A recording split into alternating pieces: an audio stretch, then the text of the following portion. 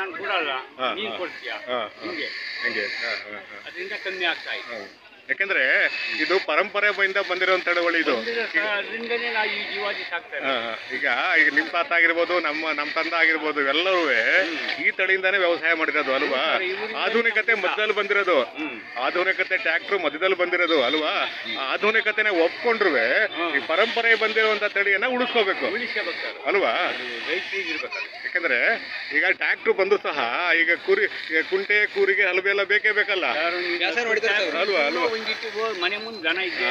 ಅದೇ ಅದೇ ಅಂದ್ರೆ ಹಳ್ಳಿಕಾರ ಹಸ ಮುಂದಿರ್ಬೇಕು ಅಲ್ವಾ. ಈಗ ನೋಡಿ ನಮ್ಮ ಕಲ್ಲೇಶ್ ಇದ್ದಾನೆ, ಹಳ್ಳಿಕಾರ ತಳಿ ಮೇಲೆ ತುಂಬಾ ವಿಶೇಷವಾದ ಆಸಕ್ತಿ. ಹಂಗಾಗಿ ಓದಿರೋ ವಿದ್ಯಾವಂತರಿಗೆ ನಾವೇನ್ ಮಾಡ್ಬೇಕು, ಪರಿಚಯ ಮಾಡ್ಕೊಡ್ಬೇಕು, ನಮ್ಮ ಮನೆ ಸದಸ್ಯರಿಗೆ ಪರಿಚಯ ಮಾಡ್ಕೊಡ್ಬೇಕು. ನೋಡಪ್ಪ ಇದು ಹಳ್ಳಿಕಾರ ತಳಿ, ಇದು ವಂಶ ಪರಂಪರೆಯಿಂದ ಬಂದಿರೋದನ್ನ ನೀನು ಉಳಿಸ್ಕೋಬೇಕು, ಬೆಳೆಸ್ಕೋಬೇಕು. ಇಲ್ಲ ಅಂದ್ರೆ ಮುಂದಿನ ಪೀಳಿಗೆ ನಾವು ಫೋಟೋ ತೋರಿಸ್ಬೇಕಾಗುತ್ತೆ ಅಂತೇಳಿ ನಮ್ಮ ಮಕ್ಕಳಿಗೆ ಹಂಗಾಗಿ ಈಗ ನಾವು ಗಾಡಿ ತೋರಿಸ್ತಾ ಇದೀವಿ ನೋಡಿ. ಒಂದ್ ಕಾಲದಲ್ಲಿ ಗಾಡಿ ಇತ್ತು, ನೊಗ ಹಿಂಗಿತ್ತು, ಕಡಾಣಿ ಹಿಂಗಿತ್ತು ಅಂತೇಳಿ. ಅದು ಹಂಗಾಗ್ಬಾರ್ದು ಅಂತ. ಸೀಮೆಹಾಸ ಜಾಸ್ತಿಯಿಂದ ಹಳ್ಳಿಕಾರ ತೆಗ್ತಾ ಇದೆ. ಅದೇ ಸರ್ ಹೇಳಿದ್ ನಾನು, ಆಧುನಿಕತೆಗೆ ಒಪ್ಕೊಂಡು ಏನು ಇನ್ಕಮ್ ಇಲ್ಲ ಸರ್. ಹೌದು ಒಂದು ಕಾಯಶಕ್ ಮೇಯಿಸ್ತೀವಿ ಅಷ್ಟೇ. ಹೌದು ಸರ್, ಹೌದು. ಸೀಮೆಹಾಸ ಡೈಲಿ ಇನ್ಕಮ್ ಬರ್ತದೆ ಅಂತ ಸ್ವಲ್ಪ ಜನ ಸೀಮೆಹಾಸನ್ ಮೇಯಿಸ್ತಾವ್ರೆ. ಸರ್ ಈಗ ನೀವು ಈ ವರ್ಷದ ಯುವಕ, ನೀವು ಈಗಿನ ಕಾಲದ ಯುವಕರು, ಅವತ್ತಿನ ಕಾಲದ ಯುವಕರು ಆತರ ಯೋಚನೆ ಮಾಡಿಲ್ಲ.